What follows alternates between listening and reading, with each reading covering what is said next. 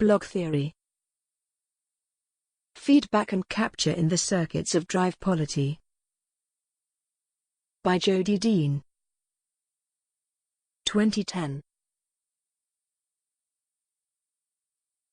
For Sadie, with love and wonder. The only conspiracy was a conspiracy of distraction. The conspirers, ourselves. If I didn't grasp this law of complicity, I should go back to beginning and start again. Jonathan Lethem, Chronic City. Chapter 1.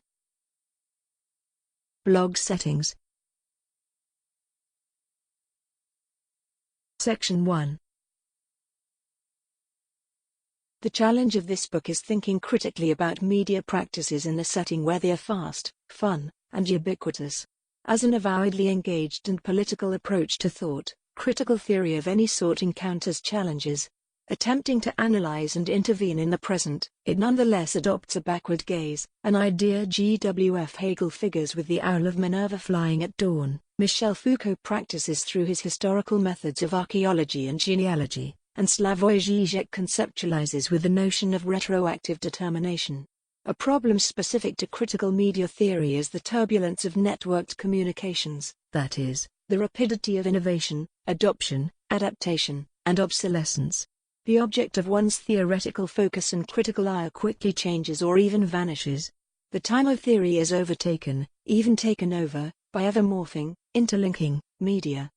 Since books can easily be surpassed by events, they appear particularly ill-chosen as a medium through which to present a critical media theory.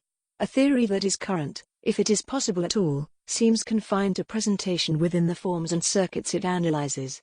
It can be presented in face-to-face conferences, workshops, or meetups. It can be posted on discussion lists or blogs. It can be visualized, videoed, shared and distributed, critiqued, amended, sampled, and forwarded. Thought can be made immediate, an element of its moment or, more precisely, of the fantasy that attempts to delimit a moment out of the present's rush to the future and absorption into the past. A book that makes critical theoretical claims about blogging thus encounters a double problem of its object and its form of presentation. Each side of the problem entraps theory in its setting.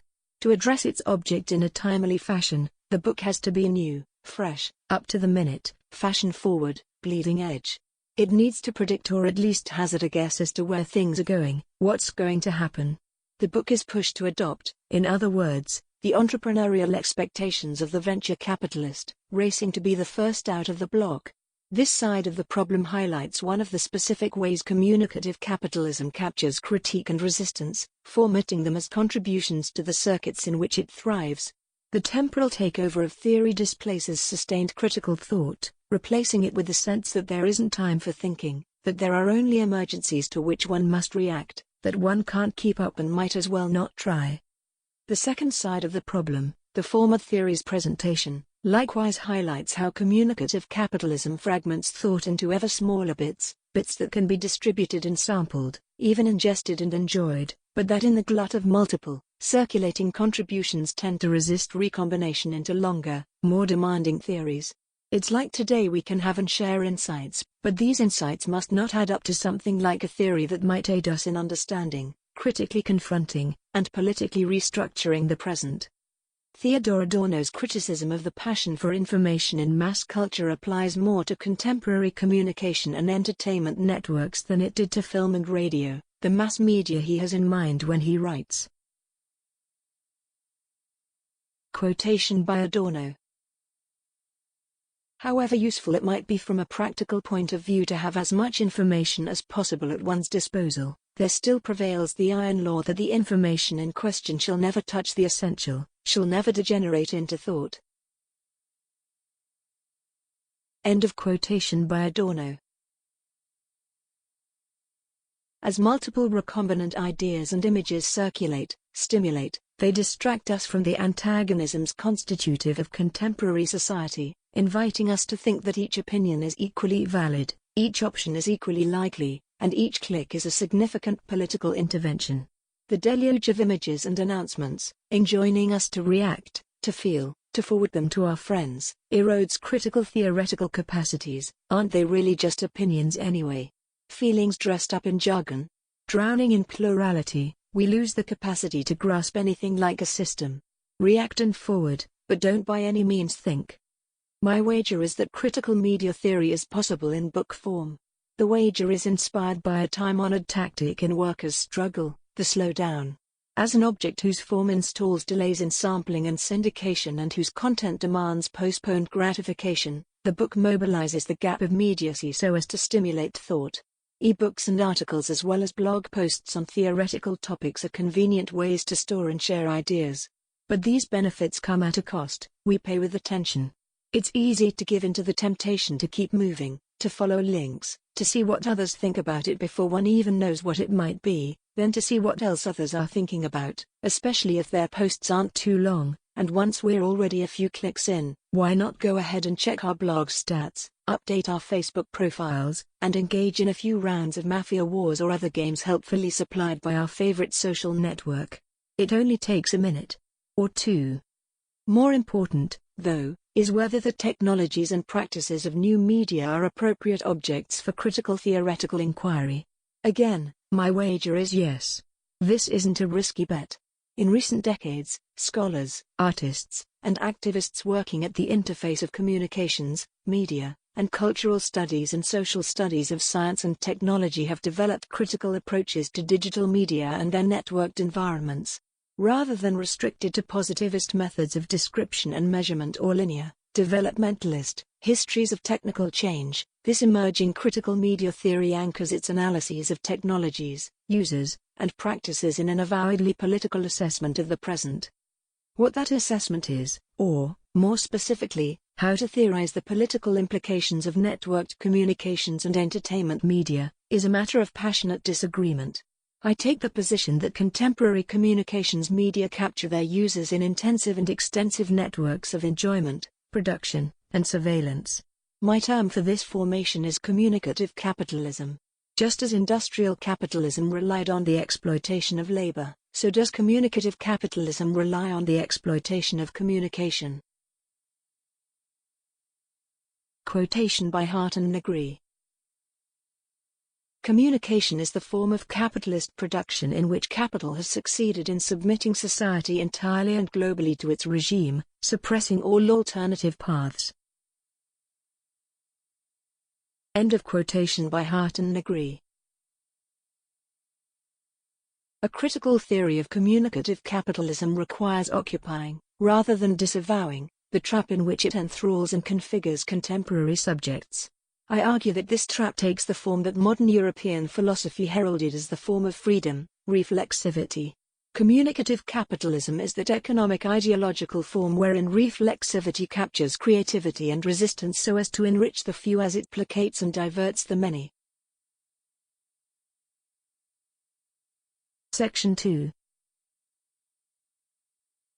Communicative capitalism designates the strange convergence of democracy and capitalism in networked communications and entertainment media. On the one hand, networked communications technologies materialize the values heralded as central to democracy. Democratic ideals of access, inclusion, discussion, and participation are realized in and through expansions and intensifications of global telecommunication networks. On the other hand, the speed, simultaneity, and interconnectivity of electronic communications produce massive distortions and concentrations of wealth as communicative exchanges and their technological preconditions become commodified and capitalized. Quotation by David Harvey. Technologies of information creation and capacities to accumulate, store, transfer, analyze, and use massive databases to guide decisions in the global marketplace. End of quotation by David Harvey. Have been necessary and essential components of globalized neoliberalism. As the network of networks through which such transactions take place, the Internet is the vehicle and terrain for politics and the economy. Changes in communication technologies associated with digitalization, speed, of computer processors as well as connectivity, and memory/storage capacity impact democracy and capitalism. amplifying elements of each as they consolidate the two into a new ideological formation. The concept of communicative capitalism draws from Zizek's Lacanian Marxist upgrade of ideology critique. Zizek uses the psychoanalysis of Jacques Lacan to reconfigure the notion of ideology so as to theorize the ways our deepest commitments bind us to practices of domination. Rather than following the commonplace notion that ideology is false consciousness or a term for ideas one doesn't like, the ideas of one's opponents or everybody except the critic, Zizek formats ideology in terms of the beliefs underlying practice. Ideology is what we do, even when we know better. For example, I know that quizzes on Facebook are ingenious ways of collecting information from me and my friends, but I take them anyway. The psychoanalytic notion of fetishism provides a convenient shorthand, I know, but nevertheless. An additional Zizekian concept, one he develops from Claude Lévi-Strauss, important for theorizing communicative capitalism is the decline of symbolic efficiency, aka the collapse of the big other. If the efficiency of a symbol designates its mobility, its ability to transmit significance not simply from one person to another but from one setting to another, the decline of symbolic efficiency points to an immobility or failure of transmission. Blogs provide a clear example. Sometimes it's difficult to tell when a blog or a post is ironic and when it's sincere, when it's funny or when it's serious.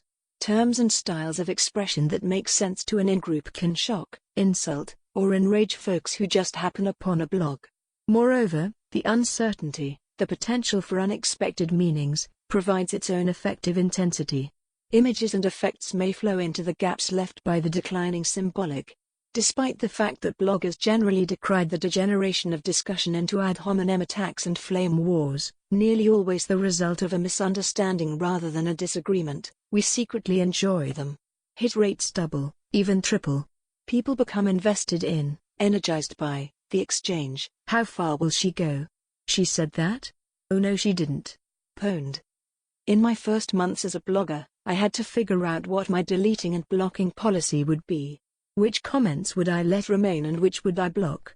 I knew that simply disagreeing with me would not be grounds for deletion. After all, I wanted the blog to be a site for discussion. I decided to delete comments that included explicit racist, sexist, homophobic, and anti-Semitic slurs. Then I got a comment from the GNAA or Gay Nigger Association of America, a group of organized anti-blogging trolls who take their name from a 1992 Danish movie, Gay Niggers from Outer Space. GNAA claims that it promotes neither racism nor homophobia but aims rather to sow disruption on the internet. The comment on my blog was a minor instance of their more extensive disruptive practices, like crap flooding a site with a massive amount of text or data with no meaning or relevance, for example, a word, phrase, or group of letters repeated over and over, or producing hoax or shock sites and inserting links or code that redirect viewers to the site. The concept of the decline of symbolic efficiency is particularly useful for critical media theory as it designates the fundamental uncertainty accompanying the impossibility of totalization, that is, of fully anchoring or pinning down meaning. The contemporary setting of electronically mediated subjectivity is one of infinite doubt, ultimate reflexivization. There's always another option, link, opinion, nuance, or contingency that we haven't taken into account, some particular experience of some other who could be potentially damaged or disenfranchised, a better deal, perhaps even a cure. The very conditions of possibility for adequation, for determining the criteria by which to assess whether a decision or answer is, if not good, then at least adequate, have been foreclosed. It's just your opinion. Additionally, as the efficiency of the symbolic declines, images and effective intensities may appear as all the more powerful, relevant, and effective. A picture is worth 1,000 words. Zizek uses Lacan to express the point as a suspension of the function of the master signifier. There is no longer a master signifier stabilizing meaning, knitting together the chain of signifiers and hindering its tendencies to float off into indeterminacy. The absence of such a master might suggest a new setting of complete openness and freedom. No authority tells the subject what to do, what to desire, how to structure its choices. Zizek argues, however, that in fact the result of the master's decline is unbearable, suffocating closure. The online environment's Second Life clearly demonstrates this closure, able to do or create anything. There aren't even laws of gravity. The majority of users end up with avatars that are sexier versions of themselves walking around shopping, gambling, fixing up their houses, and trying to meet people. Meat can be read euphemistically here. It's not only boring, it's stifling as it confronts users with their lack of skills and imagination. Zizek's account of the decline of symbolic efficiency appears in the context of his critique of risk society theory. Some of the primary themes of this account extend ideas he had previously put to work in early essays on cyberspace and virtual reality. In contrast with the dominant strand of 90s media theory, which treated virtual reality as a new, lawless frontier, Zizek's essays on cyberspace emphasize the virtuality of the symbolic order of meaning and language. The functioning of the master signifier depends on virtuality. It works not simply as another element in a chain, but as something that is more than itself, something present as potential. Zizek draws an example from Freud: the threat of castration has castrating effects. Cyberspace threatens precisely this fundamental virtuality. The paradox: cyberspace is not virtual enough.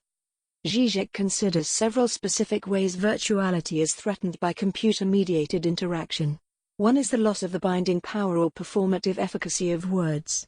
Words are no longer subjectivized insofar as they fail to induce the subject to stand by them. At any moment, visitors to cyberspace can simply unhook themselves. Since exit is an option with nearly no costs, subjects lose the incentive for their word to be their bond. A second threat involves the dissolution of the boundary between fantasy and reality, a dissolution affecting identity and desire.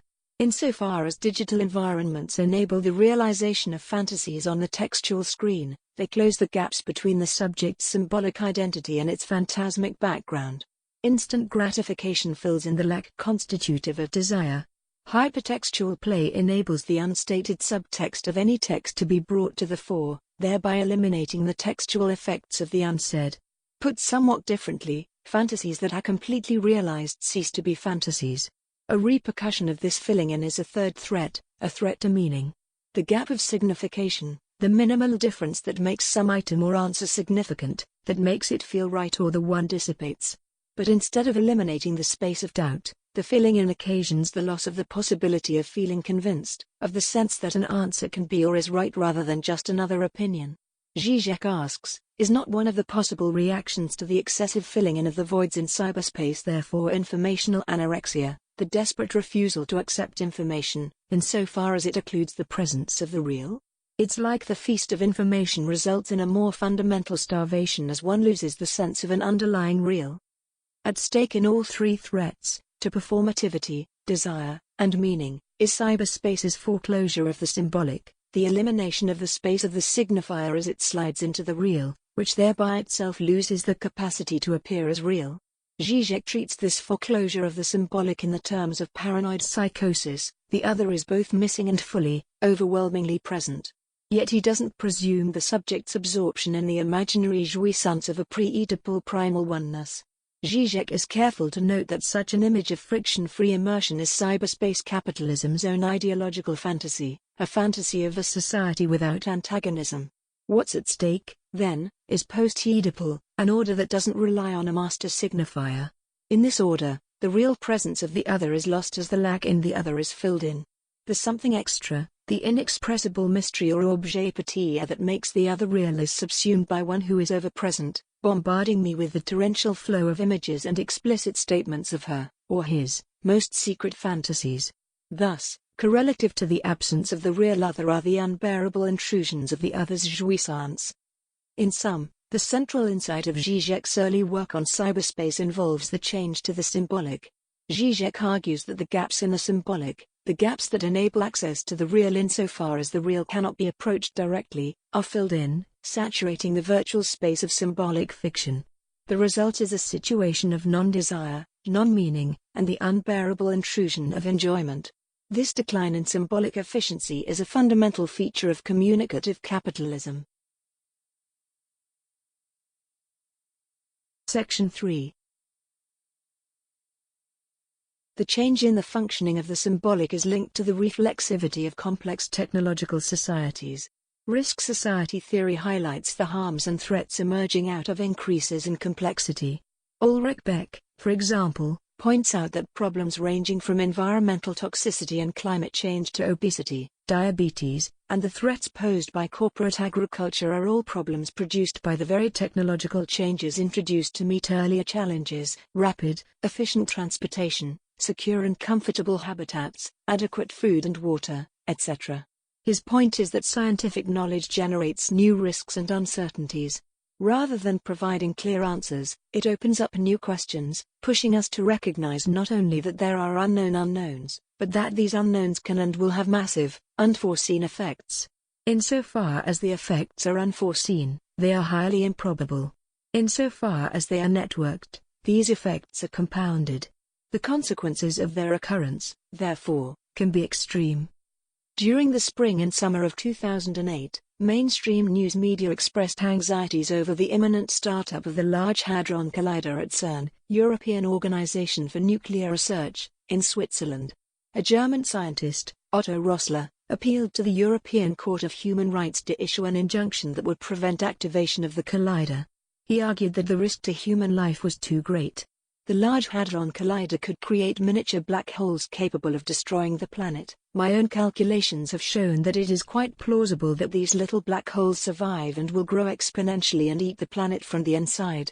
In a 2003 report, CERN had said that black holes were not a conceivable risk, although it addressed in detail the possible creation of strangelets, hypothetical particles that could transform the Earth almost instantly into a dead, dense lump. It concluded that this was unlikely. Nonetheless, even with various expert commissions reviewing the scientific evidence, the problem of assessing the relation of risk to probability remained. How is valuation of the existence of the planet and its future generations even possible, particularly in a situation so extreme as to render prediction a kind of high-stakes gambling?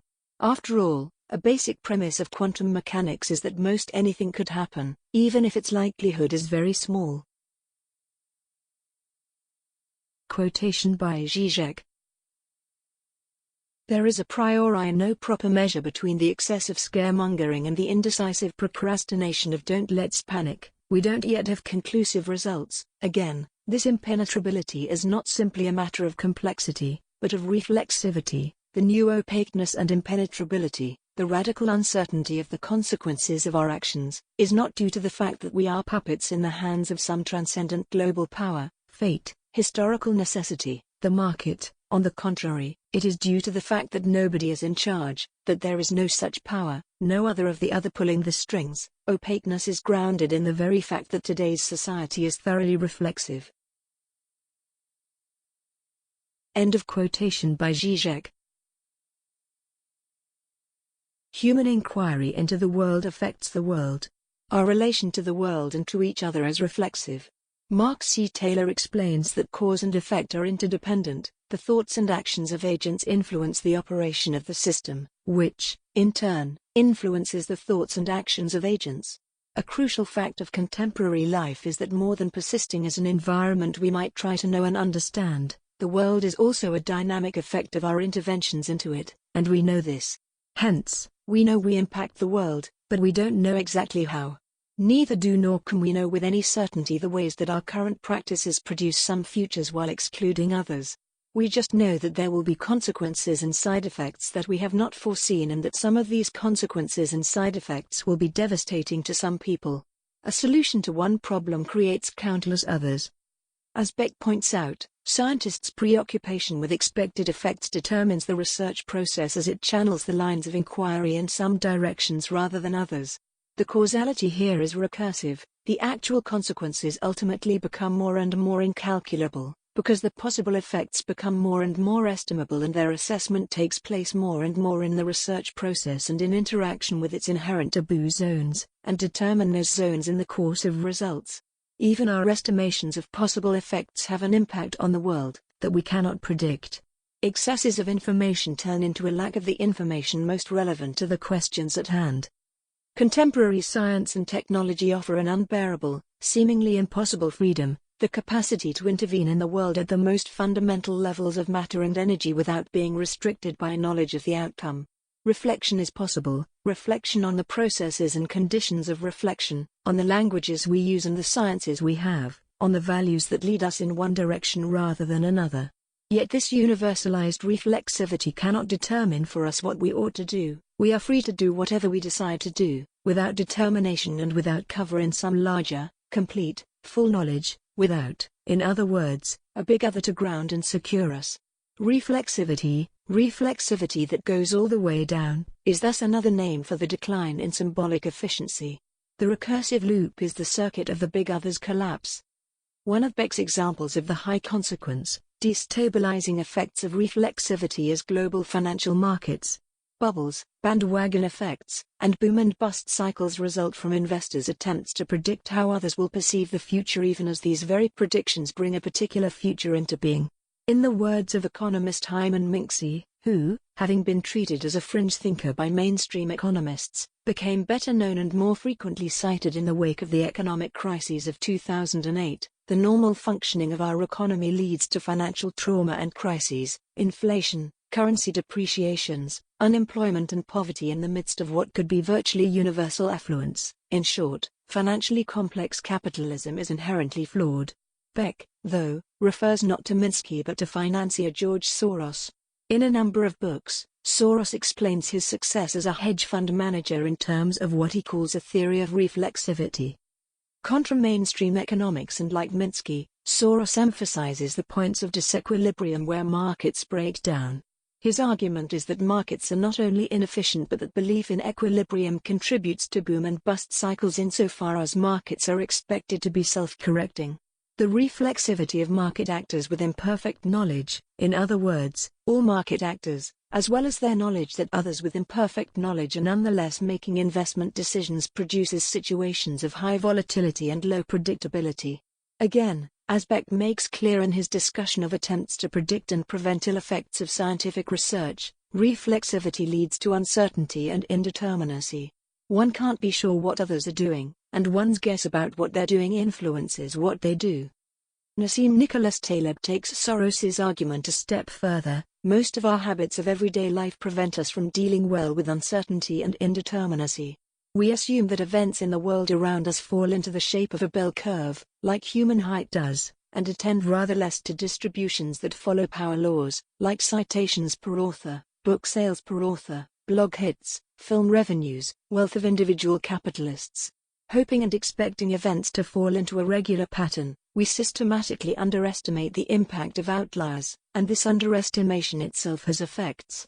Like Beck, Taleb emphasizes the ways that the supposition that risks can be measured results in the exclusion of extreme events, precisely the sorts of events, a once-a-century economic crisis or the crash of a very large asteroid into the Earth, that can change everything. Like Soros, Taleb was able to capitalize on others' failures to allow for extreme events. For all three, Beck, Soros, Taleb, the reflexive structure of communicative capitalism's fast, ubiquitous networks increases the likelihood and impact of high-consequence events.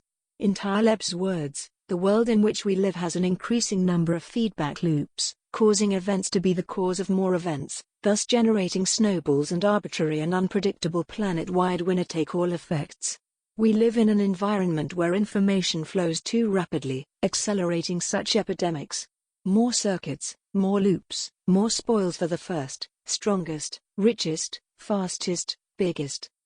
Zizek accepts risk society theorists' emphasis on the uncertainty at the heart of reflexivity, but he argues that they don't go far enough. They fail to consider the effects of reflexivity on contemporary subjectivity, effects that may involve the subject's attachment to new forms of subjection as a way to ease the pressures of the injunctions to succeed, be more, be better, be real, and enjoy. Elsewhere, I explore these effects as they appear in modes of subjectivization constellated around conspiracy thinking and celebrity. In Chapter 2, I consider something like the underside or obverse of these modes, the failed subjectivization of whatever being. At stake is the relation between the reflexivity of communicative capitalism and the reflexivity of the subject. Modern European thought construed the autonomy of the subject in terms of its capacity for reflection. Contemporary political theory likewise views democracy reflexively. Democratic procedures are forms and vehicles for self-governance. We make the laws we apply to ourselves, and these laws make us the people we are. When reflexivity goes all the way down, however, reconfiguring the very form of subjectivity into new sorts of fluid, vulnerable singularities, every aspect and form of which is mutable and contingent, The endless loop of reflexivity becomes the very form of capture and absorption. A completely reflexive self is as incompatible with democracy as reflexive self-governance is with fully reflexive subjects. Section 4. Even as critical thinkers in sociology, psychoanalysis, and economics consider the extremes produced in the circuits of reflexivity, techno-enthusiasts write as if reflexivity were the solution to a wide range of social and political problems.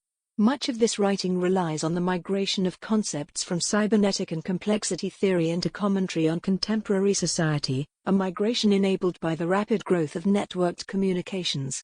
As computers became tools for everyday life, so did the language of computer networks suggest ways to analyze everyday life. Among the many popular books documenting, celebrating, and ushering in ubiquitous computing is Stephen Johnson's Emergence, The Connected Lives of Ants, Brains, Cities, and Software. As the title suggests, Johnson's underlying assumption is that fundamental patterns not only govern but connect seemingly disparate areas of experience, the habits of insects, the neural networks of the human brain, physical interactions among large groups of people, and software code. In all of these, Johnson locates emergent behavior, patterns and systems that arise and achieve equilibrium through local rules and simple feedback processes. The most striking aspect of emergent behavior is no one commands its patterns to arise or dictates the structures that emerge. Rather, emergent behavior results from self-organization. Johnson understands self-organization in terms of sets of opposed concepts: centralized v. decentralized, unified v. distributed, top-down v. bottom-up, and planned v. random. For him, the second term in each pair is both the ideal and the future that we are just beginning to understand.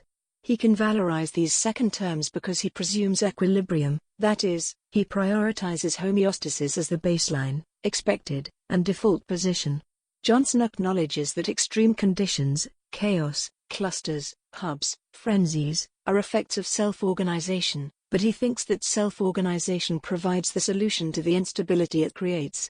The mechanism for this solution is feedback. Johnson's account of feedback relies on two stories, one about the 1992 media feeding frenzy over President Bill Clinton's alleged affair with Jennifer Flowers, and one about the proliferation of cranks, trolls, in online discussions.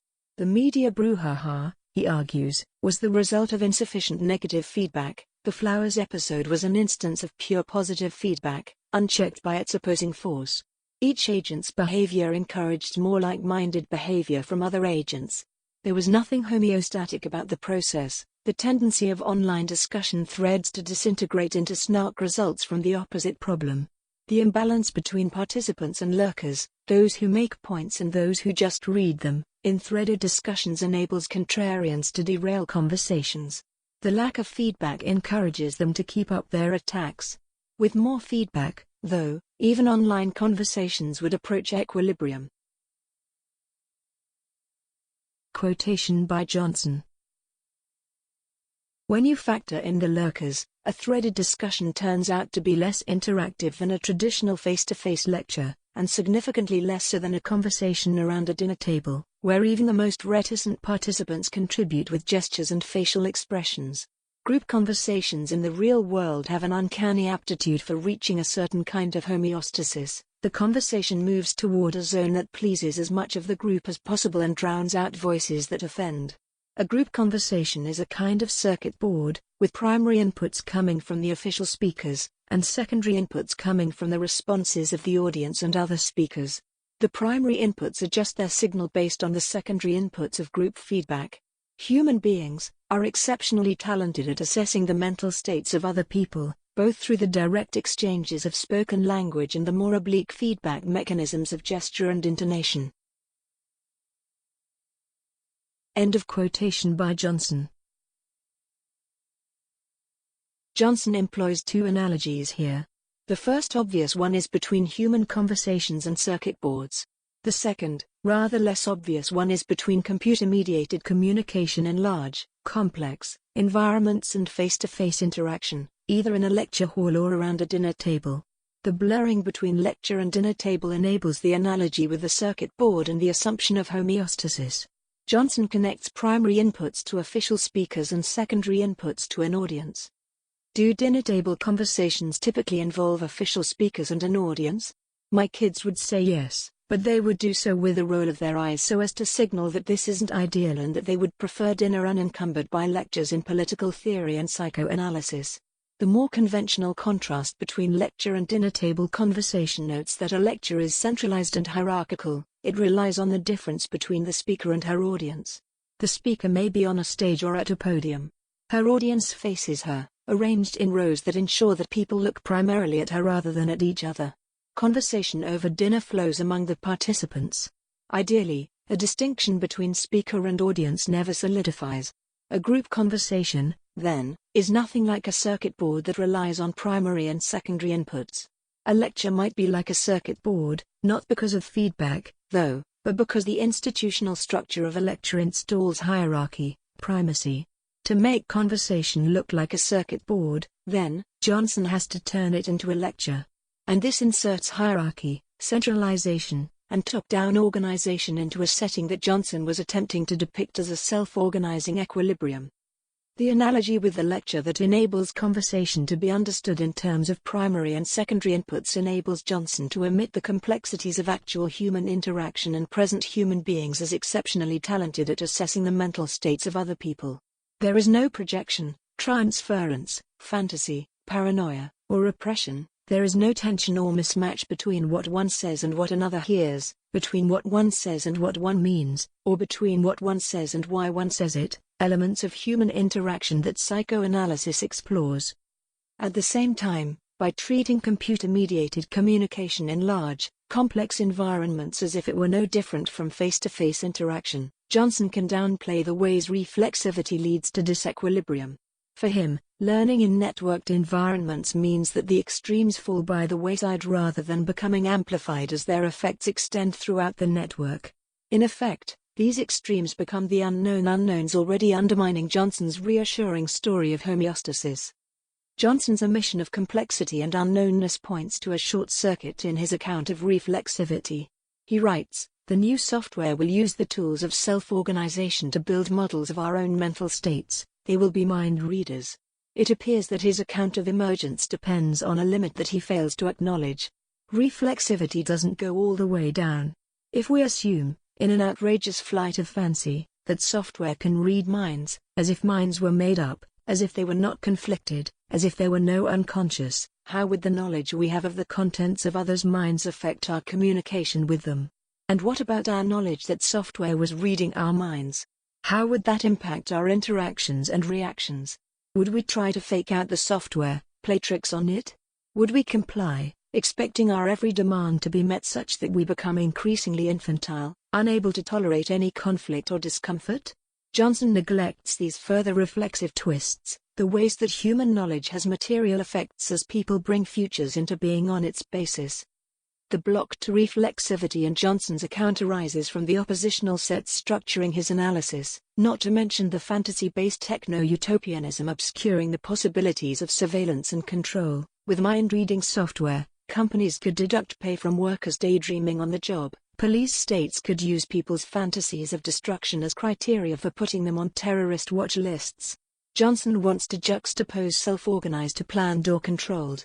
Thus, he has to avoid considering the networks of communication between people that he treats as self-organized as themselves already implicated in forms of control, an inquiry which would require him to take up the unit that self is supposed to designate as well as the ways planning, institutions, and norms are vehicles and conditions for self-organization once one moves from ants to people.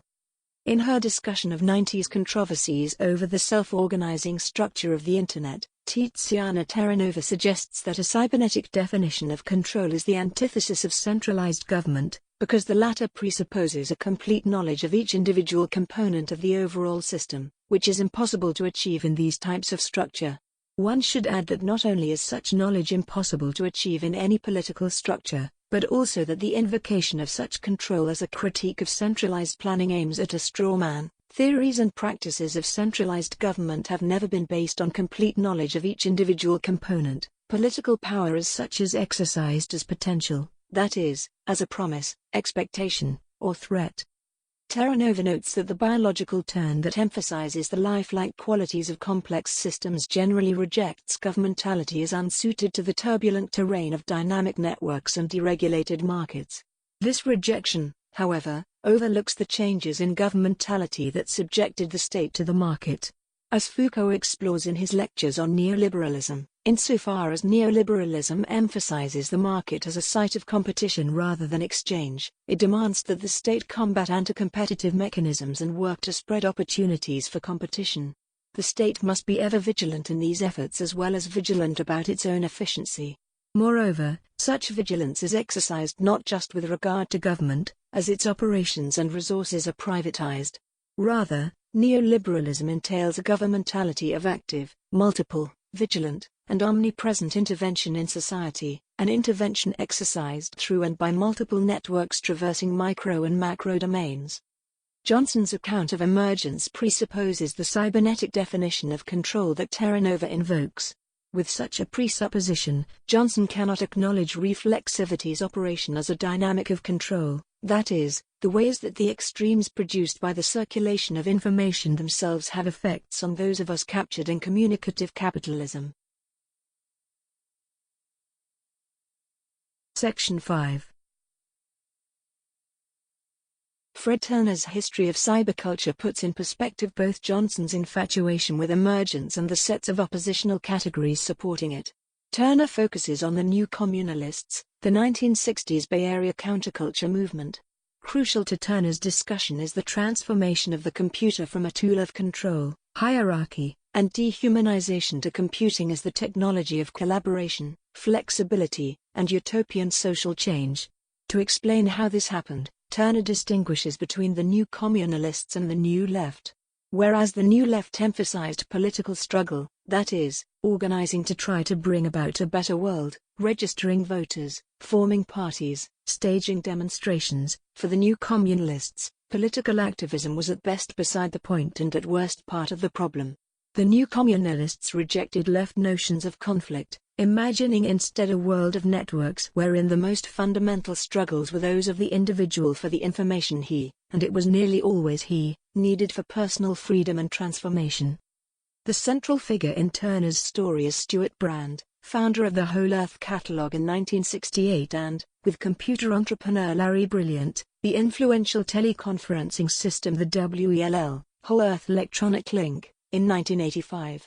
As a Stanford undergraduate at the end of the 50s, Brand shared the concern of many coming of age during the Cold War, fear of annihilation, either by nuclear war or by the stifling conformity of mass society. Over the next decades, he explored positive alternatives, including psychedelic drugs, performance art, communal living, the teachings of Buckminster Fuller, personal computing, and entrepreneurialism. Brand's skills as a networker, as well as his success in combining metaphors of individual consciousness, energy, and self-organizing systems, contributed to the vision of collaborative, harmonious information networks that helped usher in the Internet. Turner uses the Whole Earth Catalog as an example. Including consumer items and information resources as seemingly incongruous as mystical fiction and geodesic domes, the catalog suggested a vision of life that combined nomadic tribes and high-tech electronics in a frontier fantasy of do-it-yourself American freedom. A libertarian fantasy, this ideal of freedom disavowed its position within a capitalist economy and concealed its dependence on other people, industries, and institutions. The right technology would engender total individual self-reliance, in effect making the Kantian dream of autonomy a material reality. Brand's new communalist ideal presented itself as a counter to the militarist, bureaucratic, corporate establishment. Turner details how the ideal actually embraced the most fundamental components of what it ostensibly rejected, namely, the technocentric optimism, the information theories, and the collaborative work style of the research world. The post-war era's enormous government-funded research projects, although housed in bureaucracies, actually employed interdisciplinary teams working collaboratively across a variety of fields and agencies. This collaborative ethos should not be surprising. The development of large-scale weapons systems required both a language capable of combining humans and machines, cybernetics, and tools for handling knowledge, computers. In taking over systems theory and the collaborative practices of military research, then, the new communalists assumed as their own the basic practices and suppositions of their opponent. Three aspects of the new communalist adoption of the military research model of information and technology should be kept in mind. The first is its core faith: technology will save the world. Just as military planners thought that computers, surveillance, information, and speed would defeat the enemy in the future, so did the new communalists follow the credo that the proper tools make anything possible. The computer thus appears as the universal tool making everything possible. Second, as they adopt the faith, information, technology, systems, while denying its institutions, military, bureaucracy, corporation, the new communalists reintroduced many of the core principles of research culture into American society, but this time, as the intellectual foundations of a counterculture. What had been a marker and instrument of oppression reversed into its opposite. Collaboration, flexibility, technological skill, and the capacity to generate and share information would produce not imperial control but new, freer, and more fulfilled modes of being. Third, the new communalist adoption of cybernetics and reproduction of its logics as liberating contributed to political, economic, and cultural change, the rise of neoliberalism. By the end of the 80s, the new digerati, some of whom had participated in conferences organized by Brand, could successfully apply the new communalist formula of conjoining the cultural legitimacy of the counterculture to the technological and economic legitimacy of the computer industry. In 1987, Brand co-founded the Global Business Network, a consulting firm that encouraged collaborative research and organizational practice. Its clients included the same corporate and military institutions that the new communalists and the New Left had condemned. Turner's History of Cyberculture provides the broader setting in which Johnson's oppositional sets, centralized v. decentralized, unified v. distributed, top-down v. bottom-up, and planned v. random, may have at one time made sense. The new communalists understood their project as countercultural, a rejection of the establishment world that threatened them with absorption in a technocratic project not of their own making. Because they opposed the military-industrial complex, state centralism, and hierarchical corporate structures, they presented their efforts toward individual empowerment, information sharing, and networked collaboration as necessarily counter to these forms of control. In this way, they missed how the military, state, corporation, and university were already functioning in distributed, decentralized networks.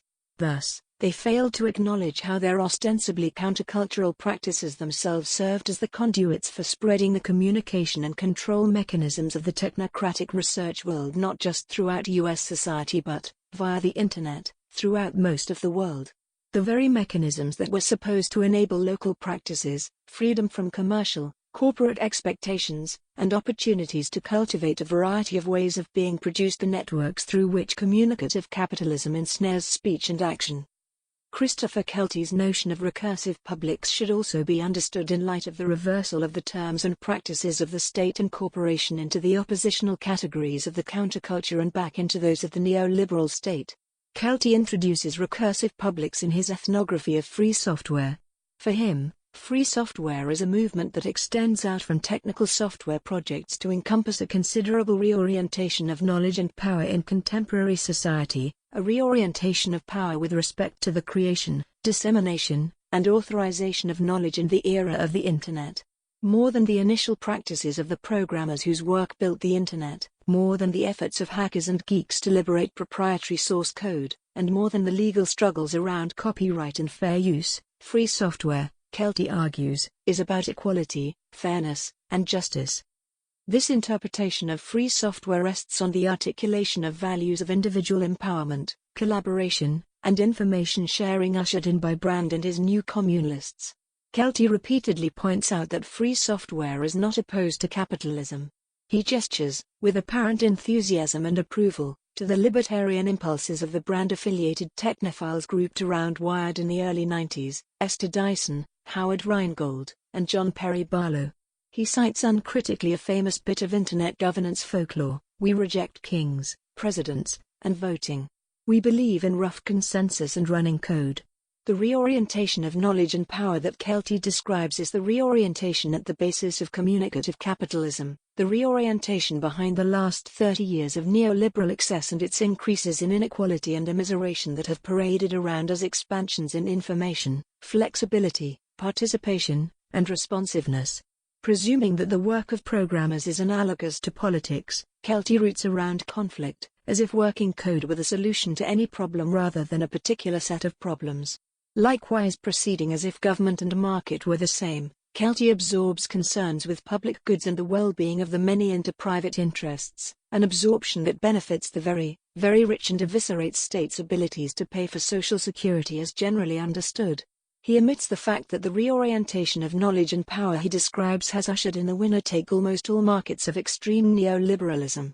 Geeks may be about equality, fairness, and justice among each other, or, as is more likely, they may be about competition and glory, killer apps and venture capital. How they feel isn't the point, particularly when these feelings displace attention from communicative capitalism's installation of heretofore unseen extremes of inequality, because the reflexivity of complex networks leads to power law distributions. Even if geeks are about justice and equality, the consequence of the wider spread adoption and extension of their work is the most extreme economic inequality the world has ever known. Quotation by Kelty. The proliferation of hybrid commercial academic forms in an era of modifiability and reusability, among the debris of standards processes, and new experiments in intellectual property, results in a playing field with 1,000 different games, all of which revolve around renewed experimentation with coordination, collaboration, adaptability, design, evolution, gaming, playing, worlds, and worlding. These games are indicative of the triumph of the American love of entrepreneurialism and experimentalism. They relinquish the ideals of planning and hierarchy almost absolutely in favor of a kind of embedded, technically and legally complex anarchism. It is here that the idea of a public re-emerges, the ambivalence between relinquishing control absolutely and absolute distrust of government by the few. End of quotation by Kelty. Like Johnson and like the new communalists, Kelty relies on an opposition between planning and experimentation and top-down v. bottom-up. At the same time as he disavows the ways the 1,000 different games result in an absolute disparity between the one who wins and the many who lose. Hey, they all got to play, right? He treats law as just another element of a complex market rather than a means by which the people govern themselves. In an age where lawyers employed by the administration of George W. Bush use legal complexities to argue for the legality of torture, and economists with the Barack Obama administration use legal complexities to enable massive redistributions of public funds to private banks, legally complex anarchism skirts way too close to illegality, that is, to a suspension of law in the celebration of its gaps and exceptions. More objectionable, though, is Kelty's treatment of the games of entrepreneurs as the same as public supervision of the activities of elected representatives, even when, especially when, their activities are not connected with government-sponsored public projects. In the scenario Kelty describes, the builders of communication networks are governing the rest of us, proceeding without our consent and generally beneath our awareness. They are a technocratic elite unburdened by constraints of representation or oversight. The programmers don't just build software. They act for the people, although this acting is itself formatted in terms of communicative capitalism's merging of markets and governance. What makes geek jobs, whether voluntary, freelance, or corporate, the activities of the demos? To whom are the geeks accountable? Who oversees them? Who determines whether what they've made is good, right, or legitimate? What if non-geeks want to participate? Or what if they understand their creative, productive, effective work as the proper field of political determination? Kelty claims that recursive publics, the only example of which is free software, are democratic checks on constituted power. They may well be checks, but they are checks without authorization or legitimacy, checks motivated by the entrepreneurial and experimental interests of those who work in telecommunications networks. There is nothing democratic about them. I can approach this point from another direction. Jürgen Habermas initially developed the notion of the public sphere as a category of bourgeois society. The public sphere was a form for subjecting absolutism to the political authority of the bourgeoisie.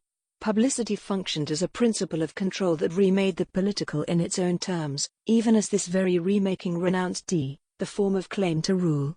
Paradoxically, publicity as an ideal emerged as a counterpower via associations that were secret and exclusive. The ideals of publicity initially circulated in secret societies like Freemasonry. Reinhard Koselleck, whose Critique and Crisis preceded and influenced Habermas's structural transformation of the public sphere, views these secret societies as crucial to publicity's remaking of the political. They were the means through which the aura of power was transferred from the mysteries of the monarch to the arcana of the lodges. These institutions were secret inner spaces within the absolutist state, spaces that were separated from the political by the very mysteries whose protections enabled the lodges to serve indirectly as a counter to the state. Ritualized spaces of non-familial, non-market relations, the lodges provided forms of association and experiences of connection beyond those established by absolutism. They established their own standards and habits of judgment. Koselleck emphasizes that this new form of social pressure, this new moral force that had to forego direct coercion, was always simultaneously an act of passing more judgment on the state. Because the lodges distinguished themselves from the state, because they positioned themselves as avowedly moral and non-political, they set themselves not simply apart from politics, but above it, in a new domain they were ushering into being. Refusing to acknowledge their actions as political, they subjected the state instead to their moralizing gaze. They were political actors who denied their politics. Kelty's geeks function analogously to Koselleck's lodges. Both are groups that treat their own norms and practices as those to which society as a whole is or should be subjected, even as they deny their political investments. Kelty presents geeks as outside government and industry even as they work within them, as outside of politics even as they endeavor to serve and enhance capitalism.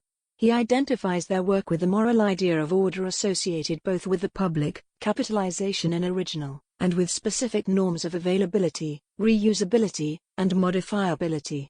These norms thereby emerge as seemingly neutral and unquestionably appropriate standards for societal judgment.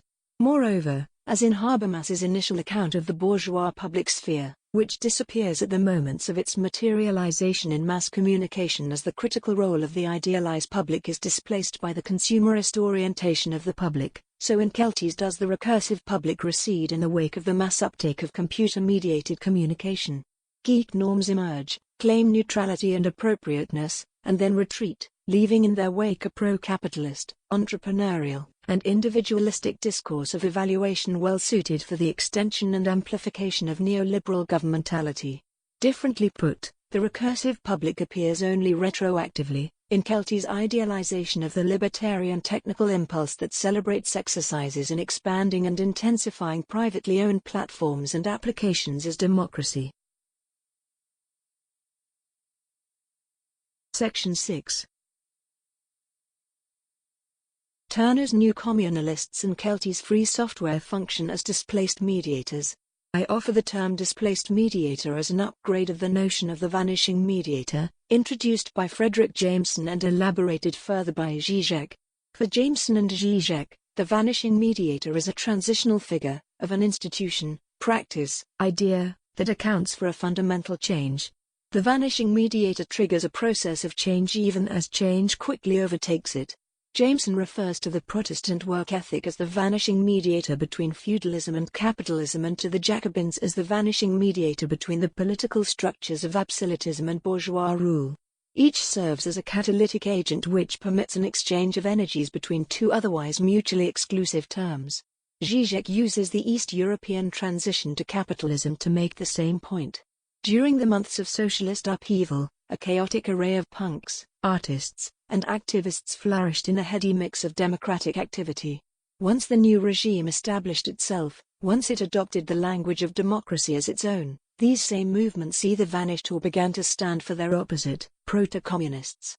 Again, the logic is one wherein what was previously an external presupposition, an opposing force, say, comes to be posited as an inherent moment, thereby obliterating the prior open and antagonistic condition. Given that the mediators Jameson and Zizek describe don't vanish but remain present in a different form, whether ideally, oppositionally, or as practices and aspirations the pressure of which we continue to feel, I think of them as displaced mediators. After all, there are still Protestants. There are still work ethics. The Jacobins' ideals of equality, freedom, and solidarity continue to exert a kind of signifying stress, a term from Eric Santner, on our failures to have realized them. And East European activists and artists continue to struggle against nationalism, capitalism, and democracy as the political form both have taken. To refer to these mediators as vanishing, then, suggests a victory in situations in which contestation continues. Rather than participating in this disappearance, the term displaced mediator designates mediators whose functions have been displaced from what appears, retroactively, as their previous role. The new communalists, then, are displaced mediators in the sense that they turned the practices and suppositions of the military corporate research complex into the ideals and suppositions of a counterculture. The recursive public of free software claims to incorporate and extend ideals of flexibility, changeability, and reprogrammability. Yet the networks of communicative capitalism at the basis of free software instead produce inequality, insecurity, and subjection to the conditions and demands of a recalcitrant finance sector.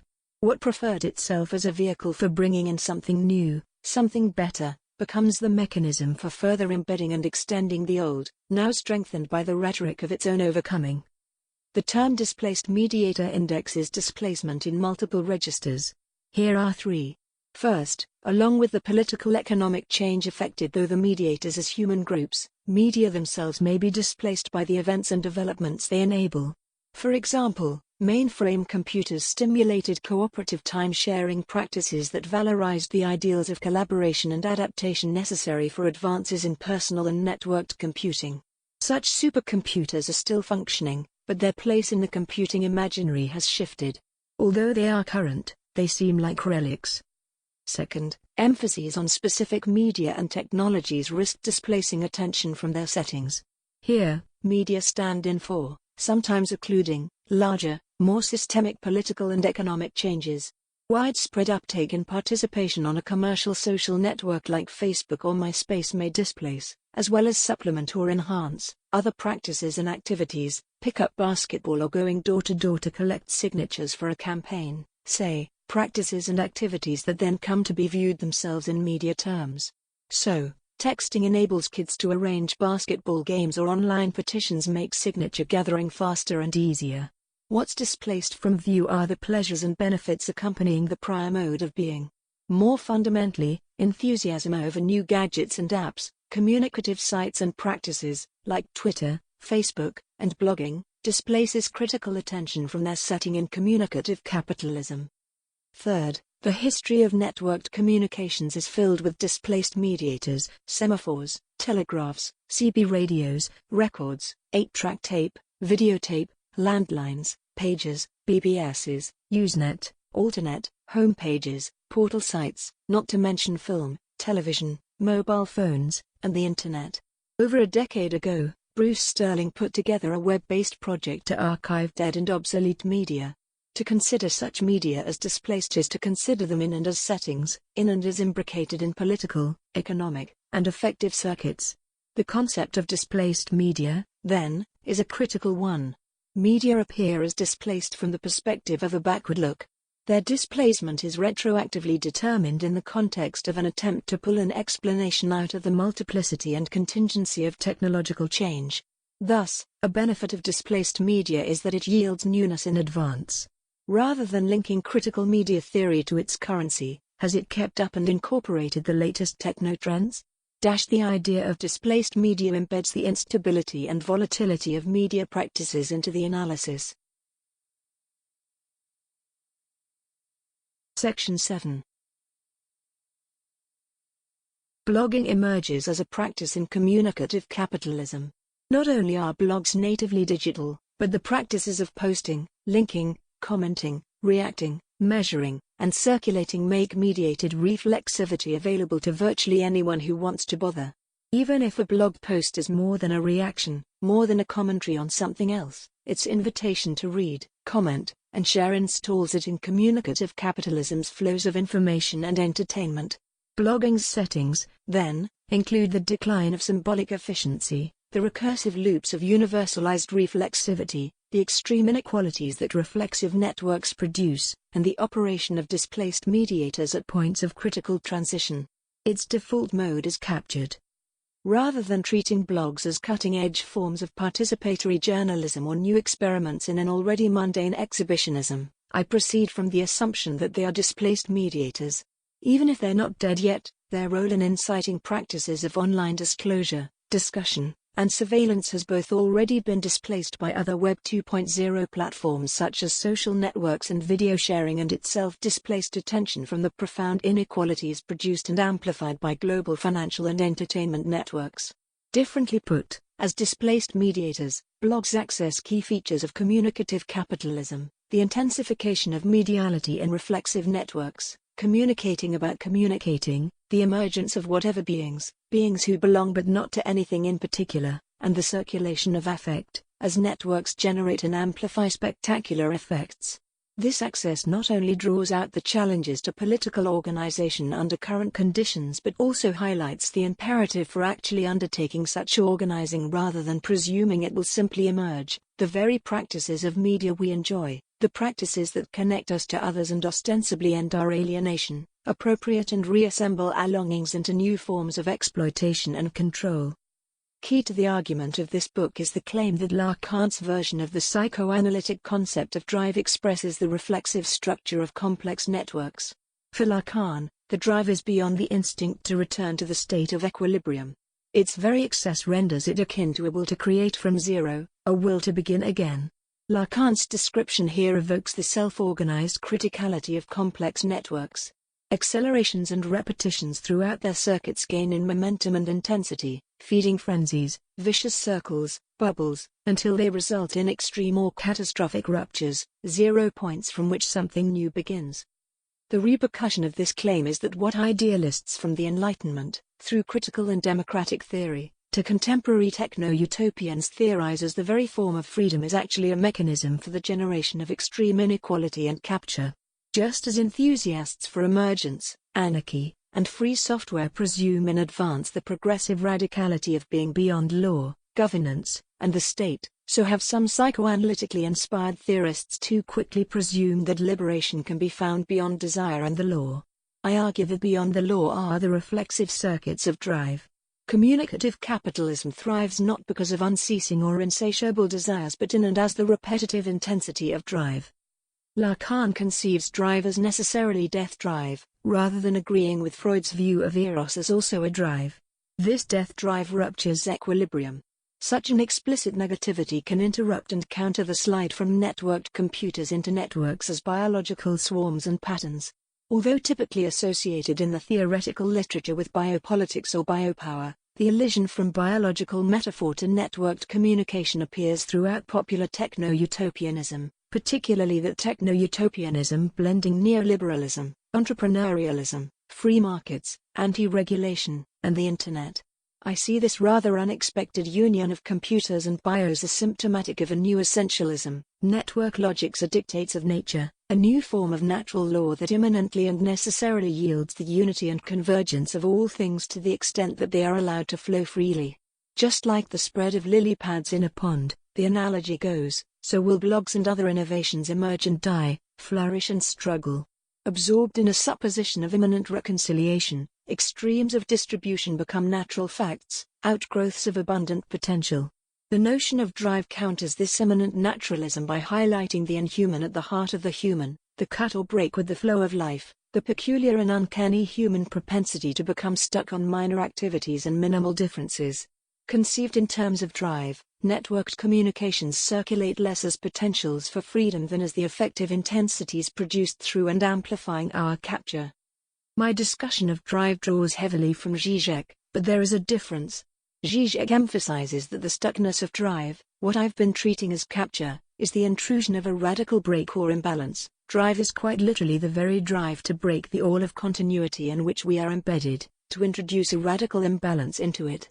My argument is that communicative capitalism is a formation that relies on this imbalance, on the repeated suspension of narratives, patterns, identities, norms, etc. under conditions of the decline of symbolic efficiency. Drive is not an act. It does not break out of a set of given expectations because such sets no longer persist as coherent enchainments of meaning.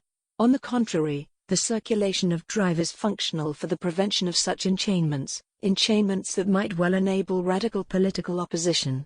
The contemporary challenge, then, is producing the conditions of possibility for breaking out of or redirecting the loop of drive. One of the stranger aspects of communicative capitalism is new media activists' faith in the ideologies of networks and publicity.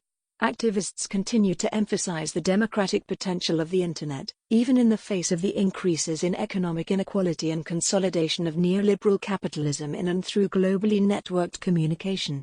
They continue to embrace the notion of a value added in networks as if through a magical process of accrual, a magic of networks that would transform politics just as it transformed the economy into something else.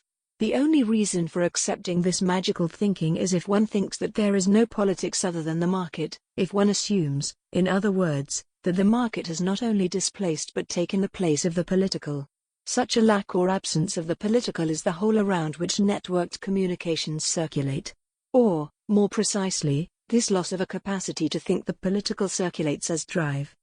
To return back to where I started, my wager is for critical media theory, in book form. And the wager is that critical media theory is possible when it occupies the trap of its emergence, not when it offers happy solutions, the happiness of which would necessarily belie the severity of the problems it diagnoses, and not when it presumes that an analysis of entrapment or capture is the same thing as escape, which would presuppose that the trap was a pseudo-trap of words all along. In the reflexive networks of communicative capitalism, a media theory that is critical has to forswear the effective enterprise of contributing the feeling impulses of hope and reassurance and offer thinking instead.